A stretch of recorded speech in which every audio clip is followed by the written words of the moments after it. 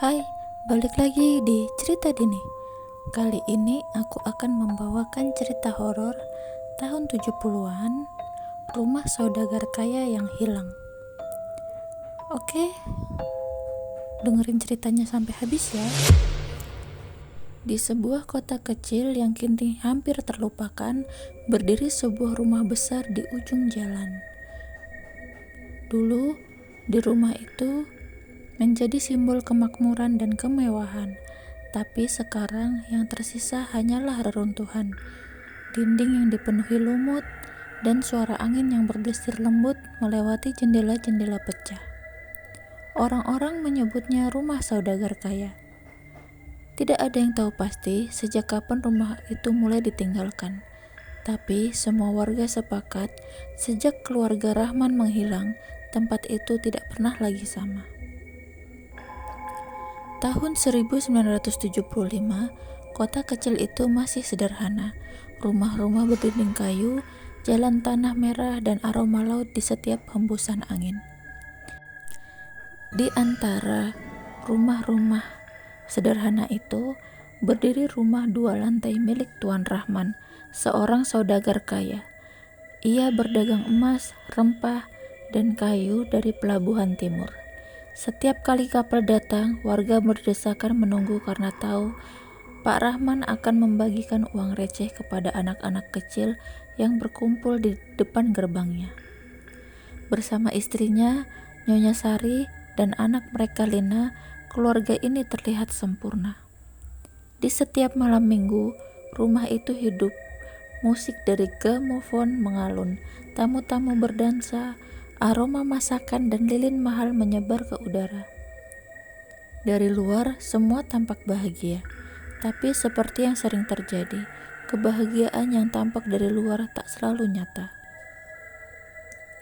Beberapa pelayan yang bekerja di sana mengaku sering mendengar hal-hal aneh, suara seseorang berbicara di ruang bawah tanah, padahal tidak ada siapapun di sana. Kadang mereka melihat Tuan Rahman turun ke sana tengah malam, membawa karung besar dan lampu minyak. Saat pelayan menanyakan, beliau hanya menjawab pelan, "Ini urusan dagangku, jangan ikut campur." Tapi semenjak malam itu, para pelayan mulai keluar satu persatu. Mereka bilang, setiap pukul 2 dini hari terdengar suara perempuan menangis dari bawah lantai. Dan esok paginya, di taman belakang selalu ditemukan bangkai ayam tanpa kepala. Hingga suatu pagi, seluruh penghuni rumah itu menghilang.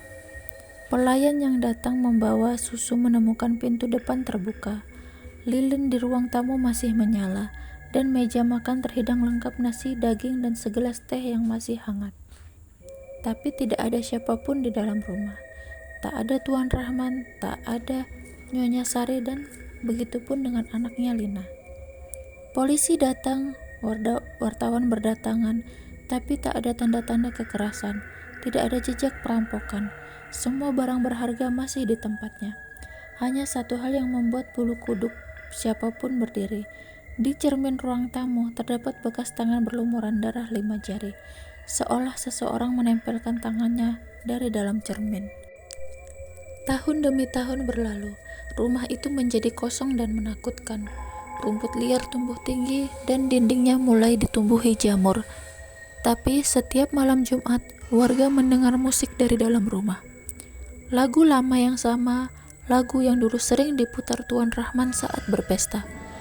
Beberapa warga yang lewat bersumpah melihat cahaya lilin dari jendela lantai 2.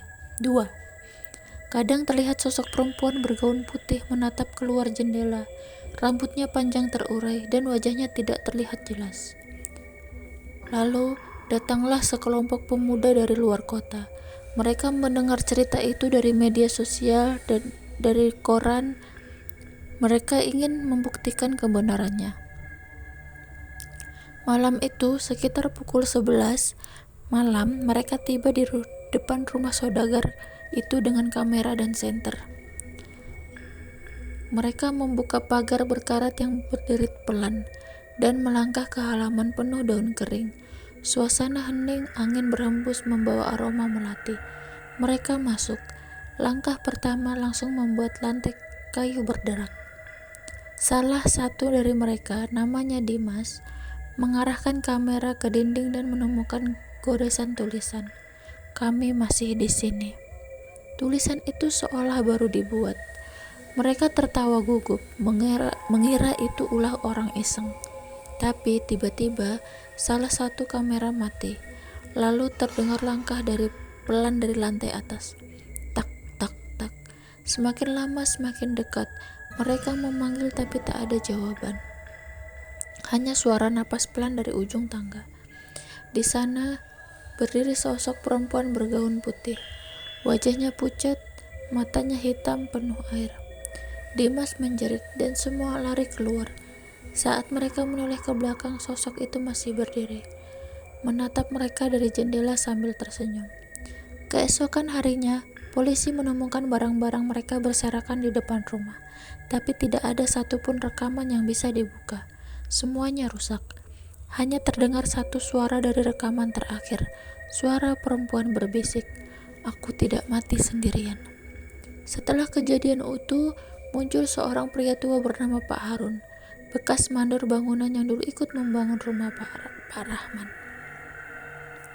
Ia bercerita sesuatu yang selama ini disembunyikan warga. "Ruang bawah tanah itu bukan gudang," katanya pelan. "Itu tempat Tuan Rahman melakukan ritual. Aku pernah lihat sendiri. Ada lingkaran darah di lantainya. Ada simbol aneh di dinding. Ia percaya bisa mempertahankan kekayaannya dengan tumbal manusia." Saat itu warga tidak percaya, tapi ketika polisi menggali area taman belakang, mereka menemukan sisa-sisa tulang manusia terkubur rapi dalam 3 lubang kecil. Di dekatnya ada kalung berliontin emas bertuliskan huruf S, huruf pertama dari nama Sari. Setelah penemuan itu, rumah Pak Rahman resmi ditutup oleh pemerintah setempat. Tapi kejadian aneh tak berhenti. Warga sekitar masih sering mendengar suara tangisan perempuan dari dalam rumah, terutama saat tengah malam. Ada juga yang melihat bayangan kecil seperti anak perempuan berlari di halaman belakang sambil membawa boneka lusuh. Dan bau melati selalu muncul setiap kali hujan turun. Suatu malam, seorang petugas ronda memberanikan diri untuk memeriksa rumah itu. Ia membuka pintu depan, berjalan perlahan ke ruang tamu dengan lampu senter kecil. Lalu ia melihat sesuatu di cermin besar yang tergantung di dinding. Di pantulan cermin, terlihat meja makan yang penuh makanan segar. Lilin menyala dan keluarga Pak Rahman duduk di sana tersenyum, seolah pesta masih berlangsung. Tapi ketika ia menoleh ke arah nyata, ruangan itu kosong. Sejak malam itu, petugas itu tidak pernah berbicara lagi. Ia hanya duduk diam setiap kali ditanya, matanya kosong, dan tangannya bergetar sambil berbisik pelan. "Mereka masih makan, tapi bukan makanan manusia." Hingga kini, rumah ini masih berdiri di ujung kota. Tidak ada yang berani mendekat setelah matahari terbenam. Tapi sesekali, kalau kamu berjalan melewatinya di malam hari, kamu mungkin akan mencium bau melati dan mendengar suara pintu berderit pelan. Katanya, itu pertanda Nyonya Sari keluar untuk mencari tamu baru. Dan kalau kamu berhenti terlalu lama di depan pagar, kamu mungkin akan melihat sosok perempuan di jendela lantai 2 tersenyum dan memanggilmu pelan. Oke? Sekian ceritanya. Terima kasih sudah dengerin sampai habis. Terima kasih udah nonton video ini. Jika malam ini kamu bermimpi tentang rumah besar di ujung jalan, jangan buka pintu depannya ya, karena mungkin seseorang dari kisah ini sedang menunggumu di sana. Makasih sudah dengerin. Jangan lupa subscribe, like, komen, dan share ya.